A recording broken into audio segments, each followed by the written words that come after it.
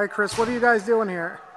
We're doing our early morning check. We go through each compartment.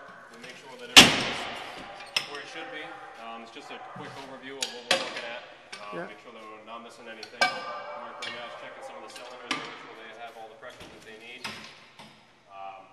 And then we go into more extensive. We go into a actual day-to-day itinerary checklist. Yeah. So today is day 2, and we're going to go through and we're going to check the fluids. We're going to check everything over. We're going to pull all the air packs out and make sure that they're 100%. And just make sure that we're ready. And how many trucks do you check a week? Monday through Friday, we check 7 trucks in the department. Yeah. So it could vary. And about how many items are looked at? Usually there's over 100 items a day. So we do a full systems check. We turn the packs on. We make sure that they're full of air. Make sure that all the straps are appropriate. Make sure the regulator is going to work. Make sure that it's going to flow air.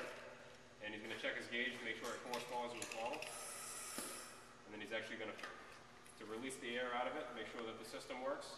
And then he's going to wait approximately 30 seconds until it goes into alarm. And that way we know that the full pack is ready to go. That's what that is there? Yep.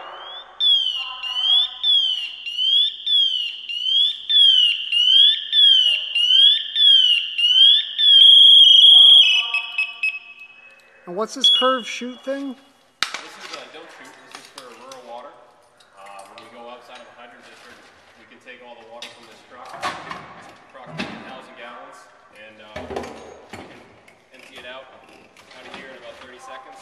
And that's just an angle bracket so that we can either shoot it off the left or the right side of the truck into a porta tank, which is basically a big tank, so that we can bring our own water with us, and then we can take this to go get more water.